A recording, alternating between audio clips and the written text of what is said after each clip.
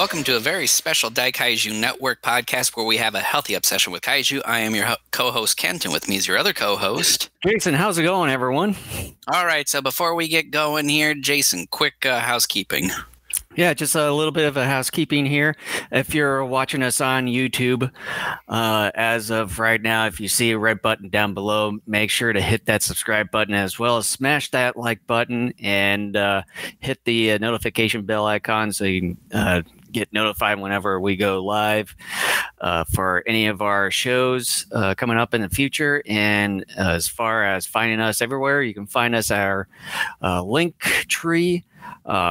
URL that you can find here is linktree/Daikaiju Network. And as far as video platforms, as I mentioned, we're on YouTube and we're also on Twitch, Rumble, Facebook Live, and now on Odyssey, where we stream live on 4 Every of them. week we're on a new platform. But as far as Rumble, we're not live there. The live streams will be available the following day on there. And as far as audio platforms, we're on Spotify, Apple Podcasts, Google Podcasts, iHeartRadio, as well as TuneIn. And you can find both video and audio versions of our episodes on our own website at daikaijunetwork.com. All right, so Jason wanted to do a very special podcast due to basically news that we got for Godzilla Day, which was a couple days ago as of this recording. Well, I know you was a Facebook message me the other day as far as wanting to do wanted to do a little bit of a review on the 2 short films that were debuted on Godzilla Day. Wait a minute, there was another one? I only saw one. Yeah, the Gigan versus Gigan Rex, and then the I saw that one. live, and then the live action one with the suits. Wait a minute, another Godzilla versus Gigan with suits? Yeah, I thought you would already knew about that one. No, I didn't. Yeah, I heard about maybe a small Godzilla versus Hedorah type. Yeah, it's been posted on Facebook and everything. It's basically sort of goes right after the whole Godzilla versus Hedorah. Well, here's the thing. No. Here's the thing about Facebook. Like, you and I, we were talking about superhero movies and Zack Snyder, DC films and all that before we came on here. And I had told you that because of like a handful of months after Zack Snyder's Justice League came out last year, it was almost impossible to have any type of civil discourse, like a legitimate discourse about his movies without Snyder lovers really getting up in your grill. And I like the Snyder films. I'm not a Snyder hater, but I didn't think, they're all perfect. I mean, no film is, but you would get the Snyder lovers up in your grill. So like I said, I left a number of groups and pages. Well, something similar happened to me with a lot of kaiju stuff here 3-4 years ago, where not only did I leave some of the groups and pages because I kept seeing some of the same material over and over again, where people were like, okay, Titanosaurus versus Biollante, who do you think would win? I got tired of seeing posts like that. And then on top of that, too, there just, again, was a lot of infighting, just about stuff that really doesn't matter. Well, and so I left a lot of pages, and I even muted other pages. Here the other day, I realized, I still was a member of some of these groups and pages, but I had to actually search for them because otherwise they don't show up on my feed because I muted them because I got tired of the fan vitriol that I was seeing. And I don't have all that stuff on my page anymore. Well, and I've also posted at least a couple of things on that other Godzilla vs. Gigan thing right on our Daikaiju Network Facebook page. Yeah, so you're going to have to talk about that one because I didn't see it. But yeah, so why don't we just dive right into Godzilla vs. Gigan Rex. I actually, before we do that, I want to dive in to some news pertaining about G-Fest. I think it is in the most recent article. It looked like and I know that I saw a post from August Ragone that that's where I saw it of that the segment from the G-Fan magazine. Yeah, for those who are not aware, JD Lees is stepping down as the head organizer of G-Fest. He's still going to be editor, I am presuming, of G-Fan magazine and all that, but he is giving the duty of being head G-Fest organizer to his daughter Peyton, who organized it this last summer. So he's going to assist her and kind of help her with the transition and all that. I don't want to get in the whole speculation and stuff here. There's enough of that going on. You know, I talked about a few things, you know, in our G-Fest review several months ago. So, I mean, if you want to get into that stuff, there are social media groups and pages that are already engaged in some of that stuff. So that was some big news that happened here just within the last 2-3 days. Mm-hmm. Yeah. So, and I know we've talked about it many times when it came to G-Fest and even our pre and post shows of that event, and hopefully with his daughter, one of his daughters taking over the reins of organizing an event, hopefully we can maybe look at maybe some improvements to the event, trying to bring in some more excitement into it in the future. So we'll have to find out, because I know I've mentioned before that it's probably going to be the next few years before I decide to go back. As of right now, I have a hotel reservation for next year. That doesn't mean I'm going. So is it over at the new venue that you've at least reserved the room, or did you just decide to go to Crown Plaza or something for the time being? No, I reserved Hyatt. Okay. Yeah, it's there. So are you considering now that I reserved a room? No. No, I want to do some other things. So just kind of want to take a little bit of a break. Like I said, I still, as of right now, don't see myself actually going, but I thought, well, it's still a ways off. Lincoln kind of wants to go back. So I thought, well, if my mind changes between now and then maybe at least I got something set up there. But otherwise, and then, of course, there's that All Monsters Attack now relocating right in Crown Plaza there. Couple months before G-Fest takes place. That's the thing that sucks, because I got kids that are in school, and yeah, it's maybe doable, but I mean, you're talking about a very quick, at least for me, a quick trip. And I don't know, like, the thing that pisses me off about that again is they're doing it during the school year. I just basically I don't get right that. At the end of it. Yeah, but I think when it's being taken place, my kids are still in school for like another 3 or 4 weeks. Mm-hmm. But yeah, so should we just jump right into the Godzilla vs. Gigan? Yes, please, because we got football to watch in 45 minutes. Yeah. Priorities. So why don't you go right ahead on what you wanted to sort of go over on the whole Godzilla vs. Gigan Rex here.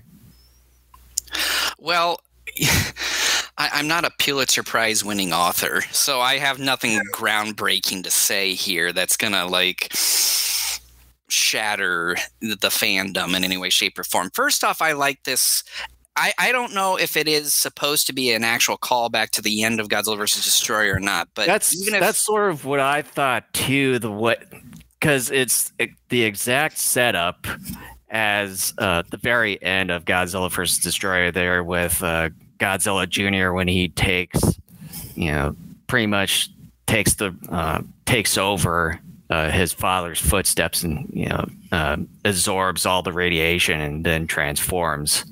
Yeah, so considering, because initially I thought this was the beginning of it. Actually, as we go through, this is the ending of the confrontation here with, spoiler alert, as we're about to spoil it in the next 2 minutes, the Gigans. But I do like this callback here. One of the really nice callback. One of the things I also enjoy about this is the design of Godzilla. This design, to me, is very reminiscent of the Godzilla design that we see from Godzilla the Ride. If you've seen that Godzilla, that's what I was thinking too. It looks a bit similar to the Godzilla the Ride version. Yeah, and I could see on some levels, I see it more in the face than anywhere else. I see hints of that dreadful Shin Godzilla. A little bit, yeah.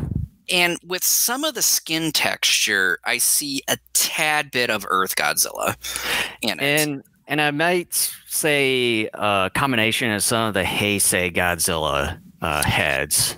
Yeah, and so I really, by and large, do like this Godzilla design. One of these days, I would love to get figures of both the Ghidorah and Godzilla from Godzilla the Ride. They do have those available if you go through the Godzilla store via Bai. Via what? Bai, B-Y, B-U-I-E-E. Why don't you send that to me in a chat, in our private chat here, while I go over like a couple other things here. Yeah. I like what I see here, like the Gigan here. I kind of find it funny though. They remind me of very plump birds here. Yeah, they sort of do. And I do like some of the minor changes that they made, kind of around the facial region. What we will see something here towards the end of the right here short show here. They end up opening up their abdominal area even more to showcase multiple buzzsaws.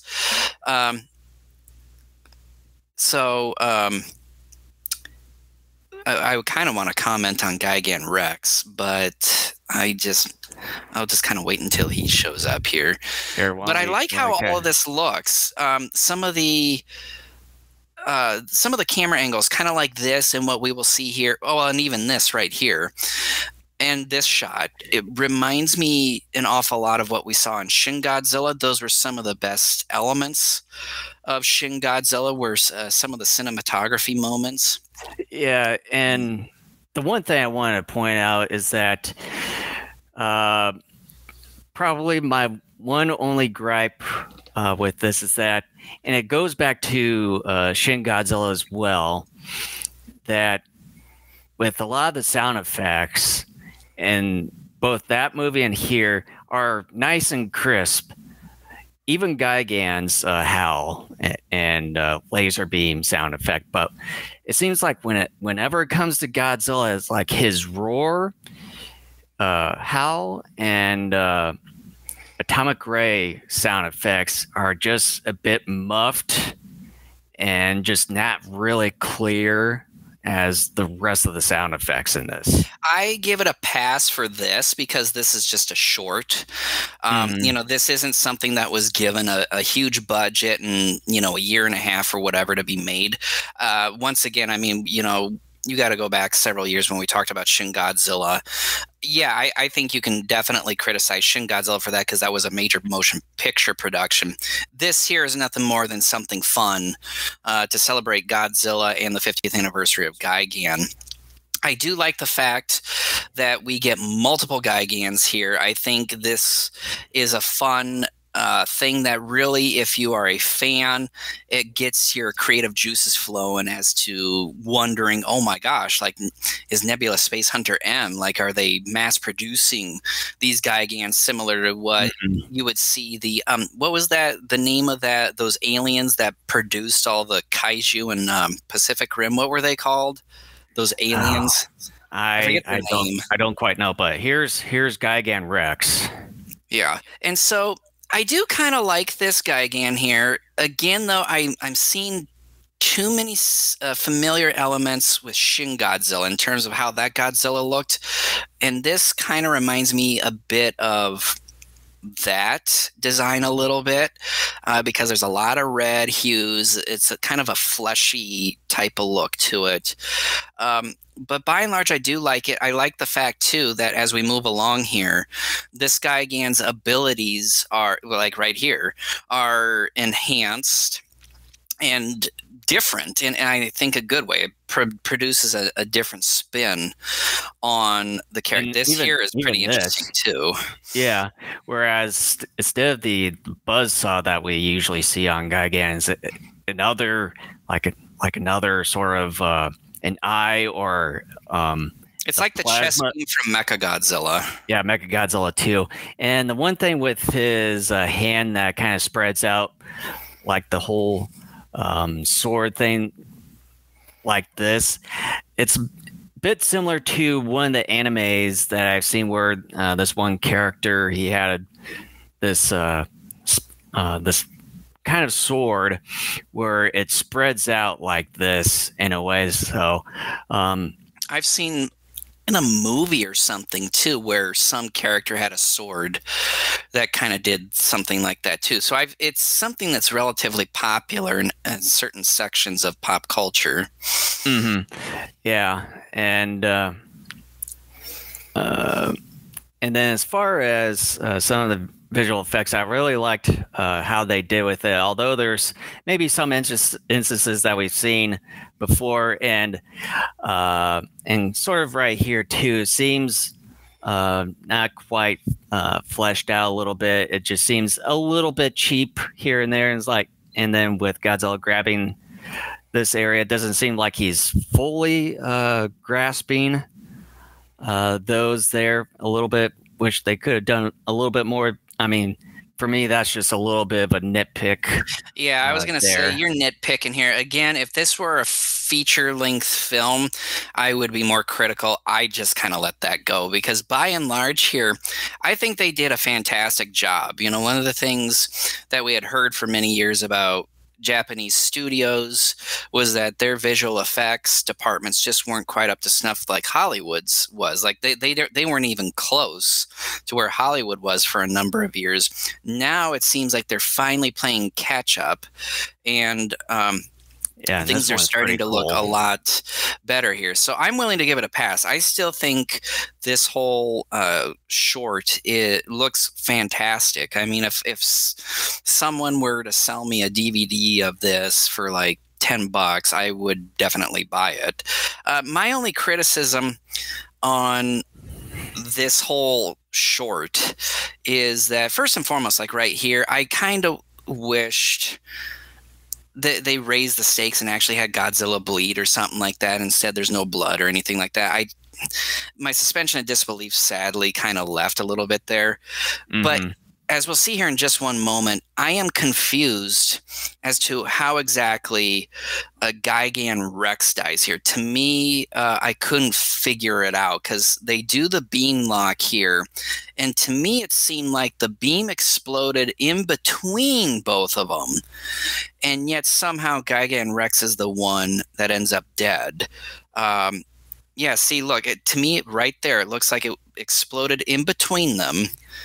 So how is it that Gigan Rex ends up dying and not I don't get that. It's one thing where if it ended up hitting Gigan Rex and then exploding, but it's very clear that it blows up in between them. In my opinion, with Gigan being a cyborg, I would think he used up all of his power in that sort of regard, and thus, yeah. So yeah, that's basically. That's basically it of the whole shorts. I mean, it's just a little over 6 minutes. That's the only real criticism I have is how it ends, because to me it's confusing. It's not clear as to exactly what happened, but otherwise I really like it. I think it's a lot of fun. It's definitely something I will go back to and watch again periodically. I think it's fun. Mm-hmm. It'd be nice to actually see it maybe in a feature film of some sort. I don't know. It would be nice if they sort of continue on with it traditionally every year, you know, for any character's special anniversary. Like next year is going to be both Jet Jaguar and Megalon. Maybe do another version with those two in this sort of manner, redesigning both of those characters and the like. But yeah, overall, it's a really good CGI short film. It's sort of kind of a reminiscence a little bit of the Evangelion anime series. There, it kind of had that tone feel to it. And you only just had a little bit of a dialogue right at the beginning there, and the rest of it is just Gigan, bunch of Gigans rampaging through Tokyo there, and then of course you get the fight with the Gigans, Godzilla, as well as Gigan Rex. And yeah, there's a little bit of nitpicks here and there, but yeah, overall it's still a pretty good short. Mm-hmm. Yeah. So yeah, I mean, I have nothing to add about that. I do think it's good. I like it. Yeah, definitely. And so let's just go over here to the other short that was released on Godzilla Day here. So basically, this one here is sort of going off right after the whole Godzilla versus Hedorah short that they had last year, using the actual suits and everything you can see right here. And basically, and I know if some of you have followed Shinichi Wakasa. Oh, they got a Gigan Rex and a Godzilla figure from this short. Yep. And he basically along with some of his team members, redesigned the short and recreated the actual Showa version of Gigan for this short. And of course, this one is also another nitpick. I'm not sure if this is the original GFW suit or they just recreated this. If it's the original one or something like that, I'm not sure how big the person is that's in this suit, but you can really tell it's quite baggy. Well, on the person, you can definitely see it on this arm right here.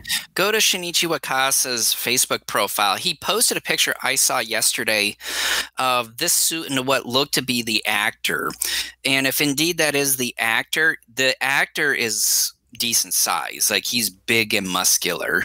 So I am assuming it's more or less a rehash of the GFW to suit the current actor. But I know when it came to what was it, Kitakawa, like the suit for him for the GFW one, it seemed like you didn't really see much of this baggage on him when he put that suit on. But that's just a little bit of a nitpick right there. So this one basically takes place at around nighttime here, and of course you get that cool callback. So this is the Showa version that they've redesigned, rebuilt, and everything there. Kind of cool Heisei. Callback call letters there. So basically, it's just sort of like the whole CGI film short that we've seen here. It's just basically Godzilla Gigan just duking out. You don't really hear any narration or have anyone else. Maybe just for a few seconds. There.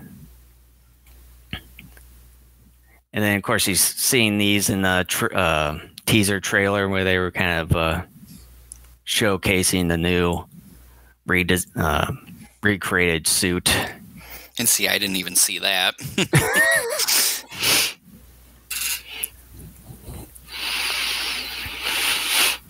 And then, of course, the whole face-off here.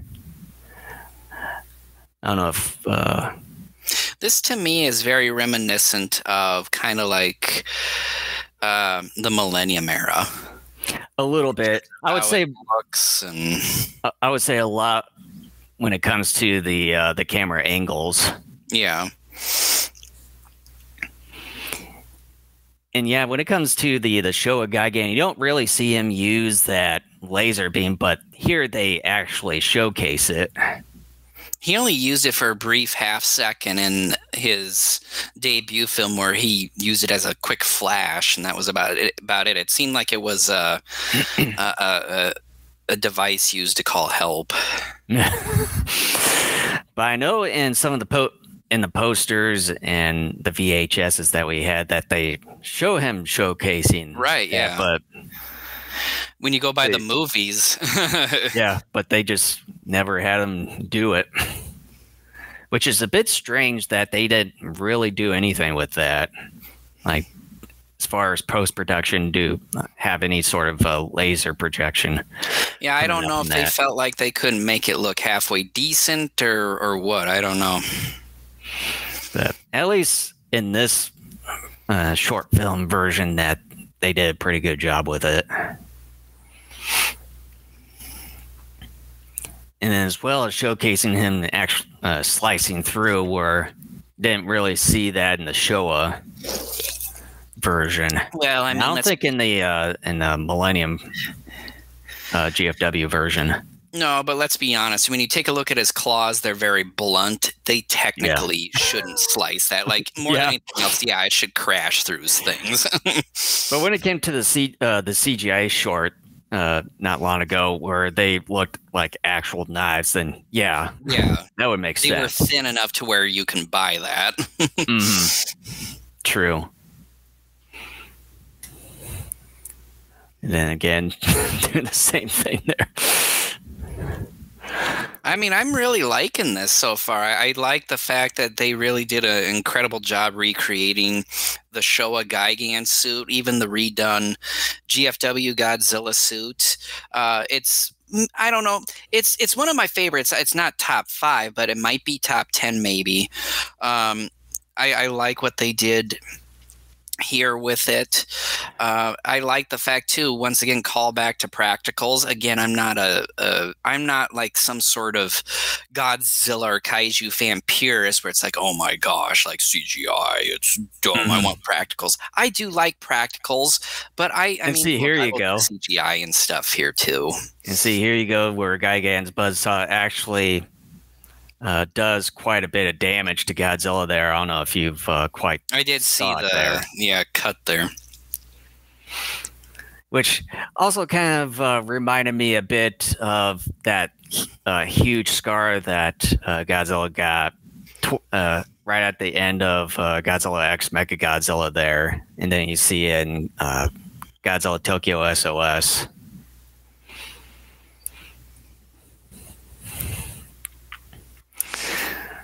And then you get Guy again here, about to ready to finish him off. But yeah, as far as the GFW Godzilla, I know, from what we've seen at the beginning, there was reused from the Hedorah short. And I never saw that one. Which I'm surprised. I thought that was coming out the other day too. I mean, that's why. I mean, I never went actively looking for it because I assumed it was coming out on Godzilla Day. But well, that came out Godzilla Day last year when it was Hedorah's 50th. Well, geez, I'm like a year behind now. Yeah, maybe we should talk about that now. Year-old news. Yeah, where have you been? And then it's pretty cool that they had Godzilla sort of playing Gigan there to lure him, and then finish Gigan off with the kill shot there. And yeah, I really like how they did everything with the miniatures and the practical effects and the visual effects here. It's still sort of reminds me of a lot of the Godzilla movies from the Heisei days and all that. Although it doesn't quite capture those type of moments, but it's right I would say it's right there with a lot of those men in suit films of those days. Mm-hmm. And you don't really get a whole lot of human characters, but yeah, they're at least pretty convincing in there. But yeah, I like that. I mean, you get a complete CGI one, which I think was done very well, and here you get a complete practical minus certain effects moments that I think is done very well also. So yeah, that's basically it. You know, like I said, I liked what they did with this one, and as well as bringing back the show of GIGAN suit. Well, basically recreating from almost to look exactly like the Showa version. By the way, I looked on that Bai site. The Godzilla the Ride figure is sold out. Oh, really? I didn't. From what I saw the last time, it wasn't even sold out. Wow. Well, they got the new one from that CGI Gigan one. It's like, Yeah, the Gigan Rex, and then the Godzilla from that. And I also liked how they have the 84 version, both that and then the one with the Super X there.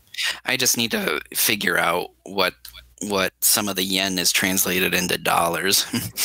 I would say, yeah, when it comes to the 1,000 ones, those are usually kind of around the $10. So we're looking at $40 then. Yeah. And then if you see anything in the 100 or 200,000 yen, is like 100 or a couple $100.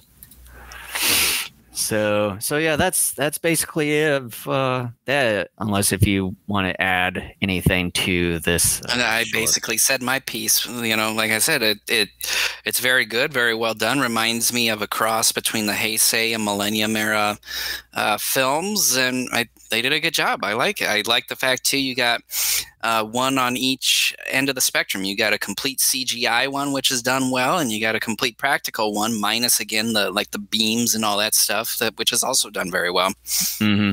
So I would say maybe the last thing that we would touch upon is the recently announced Godzilla film that they actually announced on Godzilla Day the other day. So imagine that. Yeah, so basically it's going to be coming out on the 69th anniversary of Godzilla next year, right on the release date. Can I just say something for 1 second? Yeah. Okay. 2 years from now, we're celebrating the 70th. Mm-hmm. I remember clear as day when Godzilla was about to turn 50. You had that Millennium era Godzilla logo with 50 on it. I still have... Hold on a sec. Just wait a sec here. Well, and even the 60th version there, too. I can still remember that. And I'll just kind of wait till he gets back here.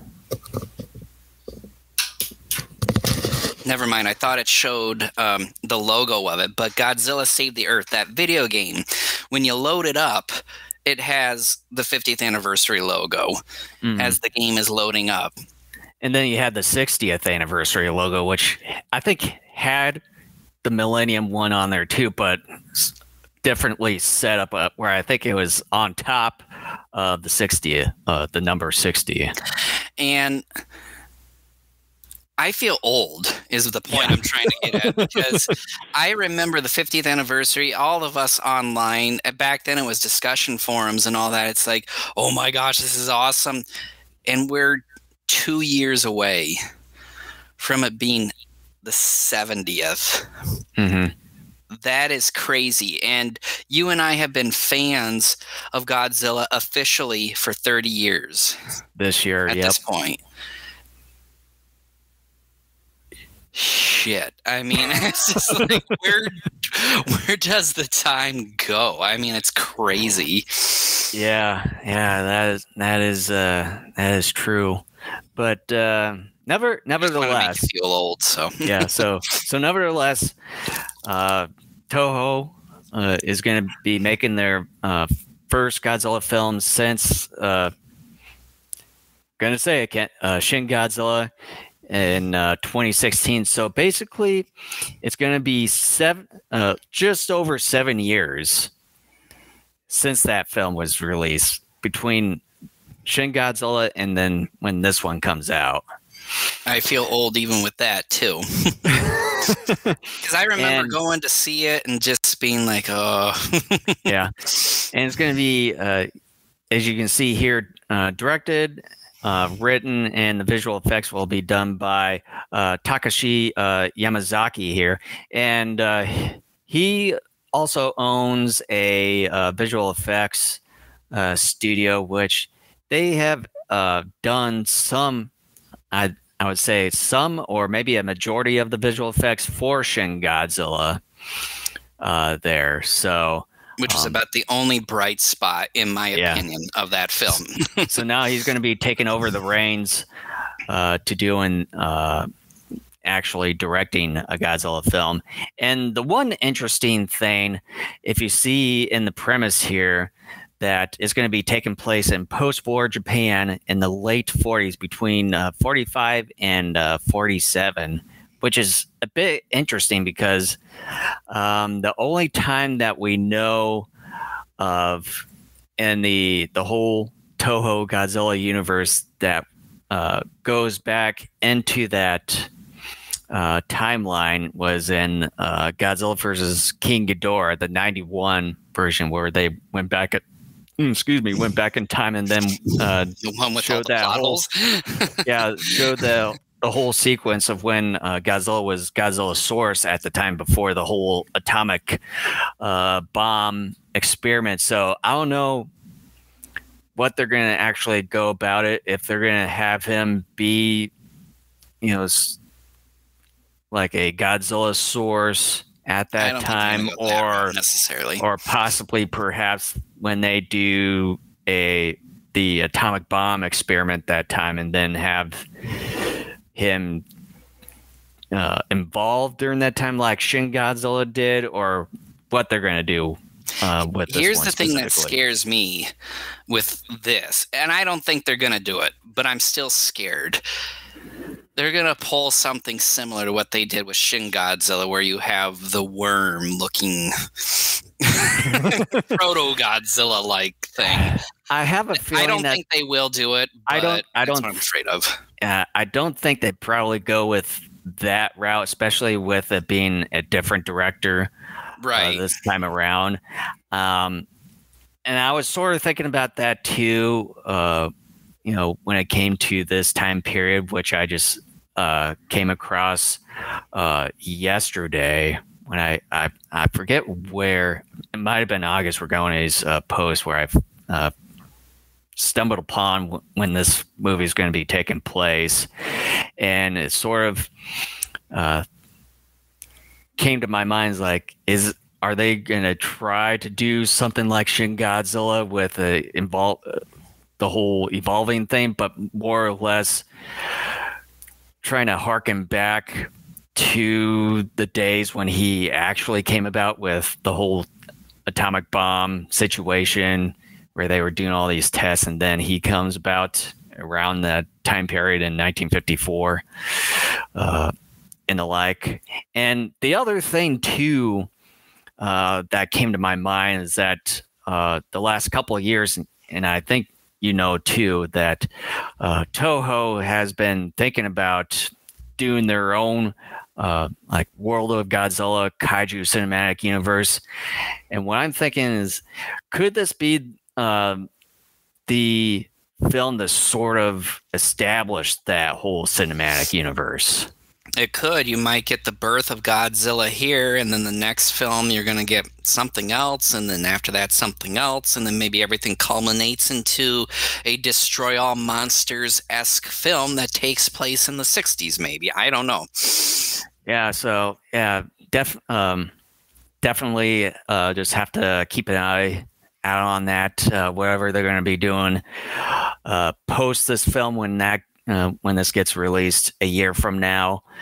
But yeah, and then of course they've already did the principal photography of that starting mid-March here and already concluded in June. And now they're currently doing the post-production here, which is going to be wrapping up here within a couple months. So basically it's going to be after it gets wrapped up in a couple months, sitting for 10 or so months.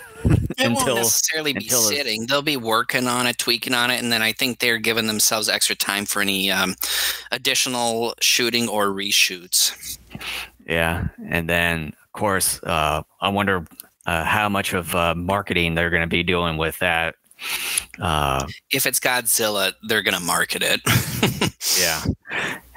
Probably market the hell out of it more than they did with Shin Godzilla there. But yeah, so hopefully it's going to be in good hands. Can't wait to see it. Just hope it doesn't turn out the way Shin Godzilla I don't think it will.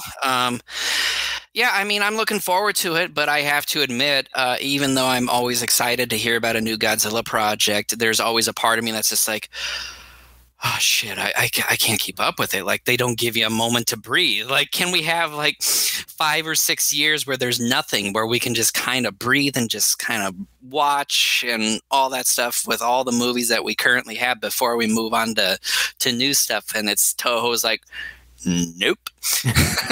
at least it's not like they're doing it year by year.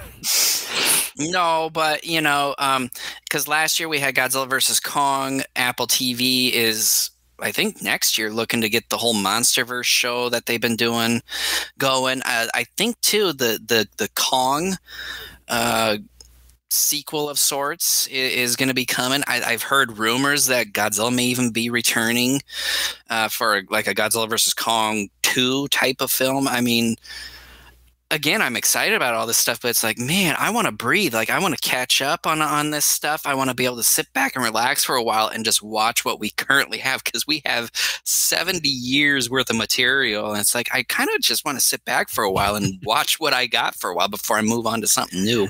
Yeah. Yeah. And the one thing I had in my mind, and I know I talked about it with Kent, I was thinking about possibly going to Japan yet next year, but then decided to just stick with the 2024 going then. But then once I heard about this, is like, boy, it's really tempting me to possibly go there and see if there's any sort of merchandise when they start. If you go in 24, they will probably have something going on there, maybe a new movie, yeah, cool. And you could get in the background and be like,